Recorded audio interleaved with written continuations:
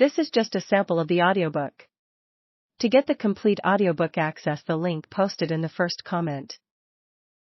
I'm standing on a windy tarmac in Kotzebue, Alaska, a 3,000-person village 20 miles above the Arctic Circle on the Chukchi Sea. In front of me are two airplanes. One will soon dump me deep into the Alaskan Arctic, a place that's generally agreed to be one of the loneliest, most remote, and most hostile on Earth. I'm on edge. This impending voyage into the Arctic is one thing, but I'm also no fan of flying, particularly when it's in planes like these, single-engine, 2- and 4-seater bushcraft. Picture empty Campbell's soup cans with wings. Donnie Vincent senses my nerves. He's a backcountry bow hunter and documentary filmmaker on this expedition with me. He sidles up to my shoulder, leans in, and lowers his voice. Most of the pilots up here are whiskey-swilling cowboy mountain men, the type of guys who don't think twice about getting into a bar fight, he says over the freezing gusts. But just so you know, I booked the absolute best pilot I could. Brian is Top Gun. I nod thanks. I'm not telling you we're not going to crash and die, Donnie continues. That is a real risk, okay? But this guy is good, so the odds that we'll be in a plane crash are... My edginess amplifies into existential dread as I cut him off. Okay, I say. Got it. Commercial flying is incredibly safe. The statistics say you're infinitely more likely to die in a crash on the way to the airport than you are in the plane. But this rule does not apply to bush plane flights in Alaska. About 100 of these flights a year end in fire and brimstone, and the FAA recently released an unprecedented warning to Alaskan bush plane pilots after a spike in accidents. This year has been particularly bad.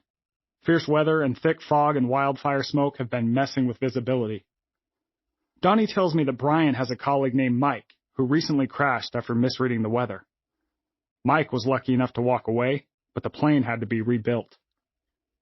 Once Brian drops us in the Arctic backcountry, we'll face more dangers. Furious grizzlies, 1,500-pound moose, packs of flesh-craving wolves, wild-eyed wolverines, blood-addicted badgers, raging glacial rivers, violent whiteout snowstorms, sub-zero temperatures, hurricane-force winds, precipitous cliffs, deadly diseases with names like tularemia and hantavirus, swarming mosquitoes, swarming mice, swarming rats, the runs, the barfs, the bleeds. There might be 1 million ways to die in the West, but there are 2 million in the Alaskan backcountry. Our only way out? We'll trudge hundreds of miles across that rugged world until Brian picks us up in 33 days' time. Along the way, we'll be searching for a mythical herd of caribou, a migrating army of 400-pound ghosts that silently roam the Arctic tundra, their gnarled, 4-foot antlers emerging from the crystalline fog only to disappear when the wind shifts. The coming 5 weeks are an all-in proposition. Unlike, say, hiking the Pacific Crest or the Appalachian Trail, deep in the Alaskan backcountry, you can't decide you're too cold and hungry and wander a couple miles off-trail to a highway where you can Uber to the nearest diner for a hot cup of coffee and a stack of flapjacks. There are few, if any, trails, and the closest road, town, point-of-sale reception, and hospital can be hundreds of miles away.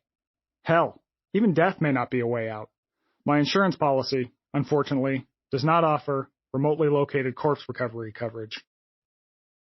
None of this sounds anything like my safe, comfortable life at home. And that's the point. Most people today rarely step outside their comfort zones. We are living progressively sheltered, sterile, temperature-controlled, overfed, underchallenged, safety-netted lives. And it's limiting the degree to which we experience our one wild and precious life, as poet Mary Oliver put it. But a radical new body of evidence shows that people are at their best, physically harder, mentally tougher, and spiritually sounder, after experiencing the same discomforts that our early ancestors were exposed to every day. Scientists are finding that certain discomforts protect us from physical and psychological problems like obesity, heart disease, cancers, diabetes, depression, and anxiety, and even more fundamental issues like feeling a lack of meaning and purpose.